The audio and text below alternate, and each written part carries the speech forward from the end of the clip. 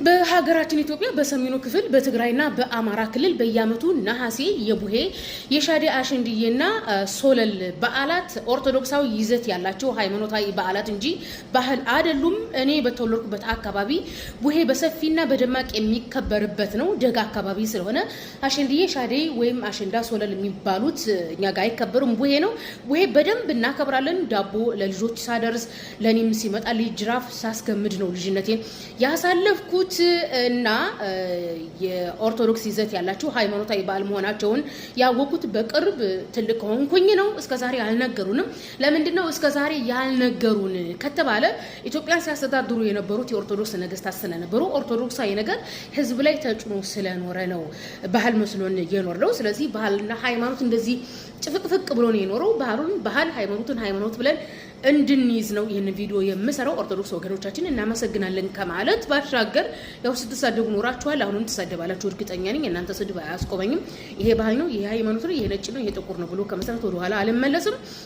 እና ቡሄ ብሎ ማለት በራ እንደማለት ነው፣ ወይም ዕብራይስጥ ወይም የግዕዝ ቃል ሊሆን ይችላል። በራ የሚለው የመጣው ኢየሱስ ክርስቶስ ፈጣሪ በደብረ ታቦር ተራራ ላይ ተገልጦለት ነበር። ሲገለጥለት ብርሃን ሆኖ ነበር። ሁላችሁም እንደምታውቁት አምላክ ለነብያት ሲገለጥ ብርሃን ይሆናል። ነብያችን አለይሂ ሰላቱ ወሰለም ራሱ እንደዚህ ወህይ ሲመጣላቸው ብርሃን ነበር የሚሆነው። ኦኬ፣ ለነብያት አምላክ ሲገለጥ ወህይ ራእይ ሲመጣላቸው ብርሃን ነው የሚሆነውና እንግዲህ ኢየሱስ ፈጣሪ ሲገለጥለት ብርሃን ሆኖ ነበር በደብረ ታቦር ተራራ ማለት ነው። እና ከዛ የተወሰደው ነው እንግዲህ በዓሉ የተዘጋጀው። እንዲያውም በኒቅያ ጉባኤ በተደጋጋሚ ነግሬያችኋለሁ። በክርስትና ታሪክ፣ በቤተ ክርስቲያን ታሪክ የሃይማኖት አባቶች፣ የቅዱስ አባቶች የሚባሉት ቄሶች፣ መነኩሴዎች በሃይማኖት ላይ በጣም ጣልቃ የሚገቡና የሃይማኖት ሰፊ ስርዓቶችን የሰሩ ናቸውና የኒቅያ ጉባኤ ኢየሱስን ከፈጣሪ የተገኘ ፈጣሪ ነው ብለው ሲወስኑ ደብረ ታቦር በዓልም ብለው አዘጋጅተዋል። ያን ኢየሱስን ፈጣሪ አድርገው ብቻ ቁጭ አላሉም። ደብረ ታቦር እንግዲህ ፈጣሪ በራ ነው ፈጣሪ ምን ብለው ብቻ የደብረ ታቦር በዓል ብለው እንትን ብለዋል፣ ደንግገዋል። ይሄ ድንጋጌ ኢትዮጵያ ብቻ አይደለም፣ በተለያዩ በዓለማችን የካቶሊክ ኦር የኦርቶዶክስ ቤተክርስቲያን ብዛት ኦርቶዶክስ ይመስሉኛል ያከብራሉ ነሐሴ ላይ። እኛ ሀገር ብቻ አይደለም ያኔ ቡሄ አይሉትም እንጂ እነሱ የሚሉት ደብረ ታቦር ብለው ያከብራሉ ማለት ነው። እኛ ሀገር ግን ቡሄ ተብሎ ይከበራል። ዳቦ ስንበላ ኑረናል፣ ጅራፍ ስንጫወት ኑራላል። እና ሻዴ አሸንድዬ ሶለል ምናምን የሚባለው ይሄ የፊላ ሳር ነው፣ የእንትን ሳር ነው ብለዋል ትርጉሙ። እሱ ደግሞ የኦርቶዶክስ ልጃገረዶች ናቸው የሚያከብሩት። ልጃገረዶች ናቸው፣ ልብ በሉ፣ ሴቶች ምናምን አይደለም እነዚህ። እኔ አሁን እኮ ገርል ፍሬንድ ማና ቦይ ፍሬንድ ያላቸው ምናምን አግብተው የፈቱ ምናምን ጋለሞታ ሁሉ ነው እኮ የሚጨፍረው እኮ። የልጃገረዶች ነው፣ የኦርቶዶክስ ልጃገረዶች በዓል ነው በነገራችን ላይ። ምክንያቱም ነሐሴ 16 ላይ ነው የሚከበረው። ነሐሴ 16 ፍልሰታ ነው። ፍልሰታ መፍለስ ነው። መፍለስ ብሎ ማለት ከአንድ ቦታ ወደ አንድ ቦታ መዛወር ማለት ነው። ማርያም ሙታ እንደገና ከሞት ተነስታ ወደ ሰማይ አረገች ብለው ነው እንግዲህ የኦርቶዶክስ አባቶች ይህን ስርዓት ያመጡት። ያው ወንጌል ላይ የለም ማርያም ሙታ ከሞት ተነስታ ወደ ሰማይ አረገች የሚል የለምና ከሷ ታሪክ ጋር የተያዘ ነው።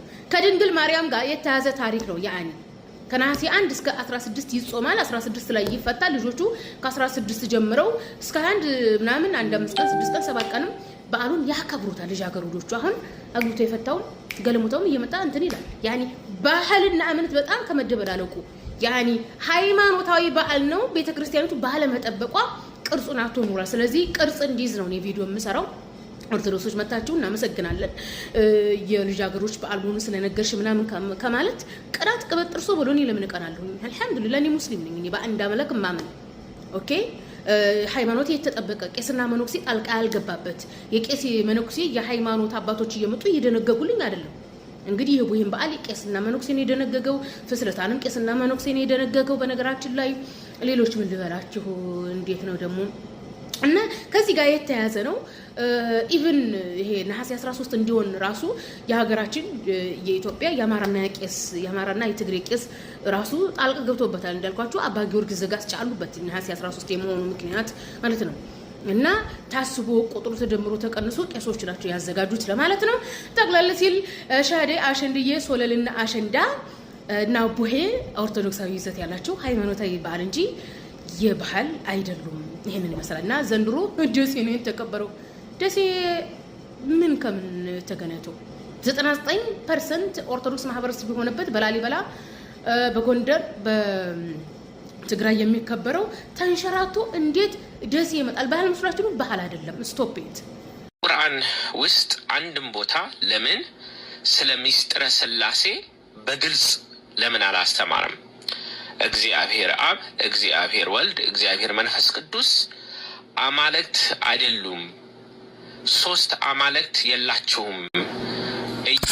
ይህን ቪዲዮ ለዲያቆን ዳዊት ሙሉነህ እንዲደርሰው አድርጉ። በመሆኑም ሚስጥረ ስላሴ በቤተ ክርስቲያን ውስጥ ያሉ ቄስና መነኮሳት የመሰጠሩት ሲሆን በኋላም አምላካችን አላህ ሱብሃነሁ ወተዓላ ነብዩን መሐመድን አለይሂ ሰላቱ ወሰላምን ልኮ ሚስጥረ ስላሴን አጋልጧል። አምላካችን አላህ ሱብሃነሁ ወተዓላ በተከበረ ቃሉ ቁርአን ላይ አማልክት ሶስት ናቸው አትበሉ ብሎ በግልጽ አስተምሯል።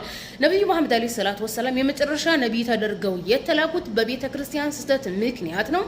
በሚስጥረ ስላሴ ታሪክ ውስጥ ለረጅም ዘመን ነው ሚስጥረ ስላሴ የቆየው 150 አካባቢ ተጀምሮ እስከ 451 አካባቢ የደረሰ ነው። እስከ 1300 በላይ ቄስና መነኮሳት የተሳተፉበት ነው። እንግዲህ የነዚህ 1300 በላይ ቄስና መነኮሳት የመሰጠሩትን ሚስጥር ለማጋለጥ ነው ነብዩ መሐመድ አለይሂ ሰላቱ ወሰለም የመጨረሻ ነብይ ተደርገው የተላኩት። ስለዚህ ወደ ኢስላም እንድትመጣ እንጋብዛለን። በመሆኑም እግዚአብሔር አብ፣ እግዚአብሔር ወልድ፣ እግዚአብሔር መንፈስ ቅዱስ የሚለው የቄሶቹ ሚስጥራት እግዚአብሔር ወልድ የሚል መጽሐፍ ቅዱስ ላይ የለም። እግዚአብሔር መንፈስ ቅዱስ የሚል መጽሐፍ ቅዱስ ላይ የለም። እንግዲህ ቄሶች መጀመሪያም አካባቢ አንዳንዶቹ በግሪክ ፍልስፍና ተሸውደው ስላሴን ቢጸንሱትም በኋላ ላይ ስላሴን አዋልደው አሳድገው አጎልምሰው ጡረታ እንዲወጣ ያደረጉት ግን በስልጣን በጥቅማ ጥቅም የተጣሉ በኢጓቸው ምክንያት ነው። እንግዲህ ስላሴን አዋልደው አሳድገው ጡረታ እንዲወጣ እንዲሸመግል ያደረጉት እንጂ የእውነት የእግዚአብሔር ወንጌል ቢገባቸው ለእግዚአብሔር ወንጌል ቢጨነቁ ጽንሱን ማጨናገፍ ይችሉ ነበረ።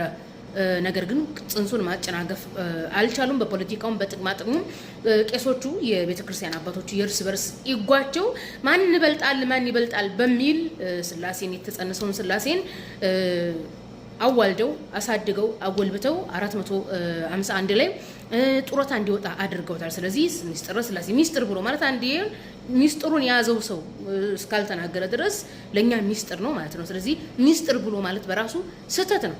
ኦኬ መነኮሳቱ መሰጠርን አሉ እንጂ አንዱ የመሰጠረው ለአንዱ ግልጽ ስላልሆነ ነው ከ1300 በላይ ቄስና መነኩሴ የተሳተፈበት። ሚስጥር ባይሆን ኑሮ ግልጽ ይሆን ነበረ። በነገራችን ላይ ስለ አንድ አምላክ አስተምሩ የመለኮት አስተምሩ በጣም ቀላልና ግልጽ ነው። የሰው ልጆች ስለ አምላካቸው ለማወቅ በጣም ግልጽ ነው። ሚስጥር አያስፈልግም። የሺ መነኮሳት ተሳትፎ አያስፈልግም። ስለዚህ አምላካችን አላህ ሱብሃነሁ ወተዓላ ቁርአን 4 ወይም ሱረቱል ኒሳ አንቀጽ 171 ላይ ተቀምጧል። እናንተ የመጽሐፉ ሰዎች ሆይ በሃይማኖታችሁ ወሰንና አትለፉ፣ በአላህ ላይ እውነትን እንጂ አትናገሩ። የመልጅ አልመሲህ ኢሳ የአላህ መልእክተኛ ወደ መርየም የጣላት ይሁን ቃሉም ከርሱ የሆነች መንፈስ ብቻ ነው። የአላህና መልእክተኞቹ እመኑ፣ አማልክት ሶስት ናቸው አትበሉ ይላል አምላካችን። ቁርአን 5 ማለትም ሱረቱል ማኢዳ አንቀጽ 73 ላይ እነዚያ አላህ ኢየሱስ ሶስተኛ ነው ያሉ በርግጥ ካዱ፣ ከአምላክም አንድ አምላክ እንጂ ሌላ የለም ከምንም ነገር ባይከለከሉ ከነሱ እነዚያን የካዱትን አሰማሚ ቅጣት በርግጥ ይነካቸዋል ይላል። ስለዚህ ወደ አላህ የማትመለሱ ከሆነ አማልክት ሶስት ናቸው የምትሉ ከሆነ ቅጣት አሰማሚ ቅጣት እንደሚጠብቃቸው አላህ በግልጽ ነግሯቸዋል። ራሳችሁን ከአሰማሚ ቅጣት ጠብቁ። እንደዚሁም እዛው ሱረቱል ማኢዳ አንቀጽ 116 ላይ አምላካችን አላህ ሱብሃነሁ ወተዓላ ኢየሱስን ምን ብሎታል? የመርየም ልጅ ኢሳ ሆይ አንተ ለሰዎች እኔና እናቴን ከአላህ ሌላ ሁለት አምላኮች አድርጋችሁ ያዙ ብለሃል ወይ ብሎ አምላካችን አላህ ሱብሃነሁ ወተዓላ እየጠየቀው እንደነበርና ኢየሱስን የአምላክ ነኝ እንዳላለ በግልጽ ተቀምጧል። መጽሐፍ ቅዱስ ላይ ኢየሱስ ክርስቶስ እኔ የሰው ልጅ ነኝ ብሏል።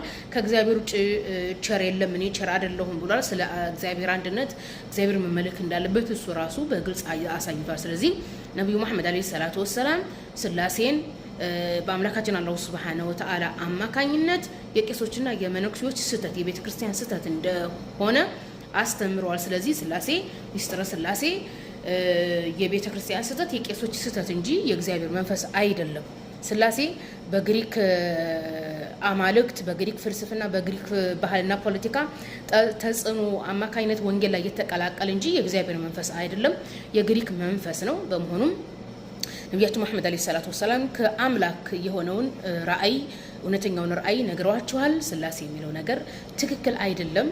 ለዳዊት ሙሉነህ ሸር አድርጉለት።